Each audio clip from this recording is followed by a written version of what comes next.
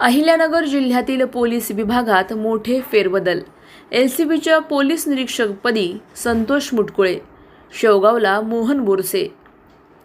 अहिल्यानगर जिल्हा पोलीस दलात प्रशासकीय कारणास्तव महत्त्वाचे फेरबदल करण्यात आले असून स्थानिक गुन्हे शाखेच्या पोलीस निरीक्षकपदी संतोष मुटकुळे यांची नियुक्ती करण्यात आली आहे। त्यांच्या नियुक्तीमुळे जिल्ह्यातील गुन्हे उघडकीस आणणे, अवैध धंद्यांवर कारवाई आणि विशेष तपास मोहिमांना अधिक गती मिळण्याची अपेक्षा व्यक्त केली जात आहे। दरम्यान शेवगाव पोलीस ठाण्याच्या पोलीस निरीक्षकपदी मोहन बोरसे यांची नियुक्ती करण्यात आली आहे।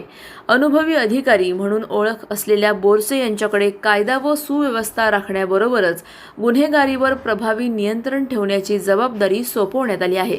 या बदलांमुळे पोलीस प्रशासन अधिक सक्षम होण्यास मदत होईल असा विश्वास व्यक्त केला जात असून जिल्ह्यातील नागरिकांनी नव्याने नियुक्त झालेल्या अधिकाऱ्यांचे स्वागत केले आहे। आगामी काळात गुन्हेगारी नियंत्रण, जनसंपर्क आणि नागरिकांच्या तक्रारींचे तातडीने निवारण यावर विशेष भर दिला जाणार असल्याचे बोलले जात आहे।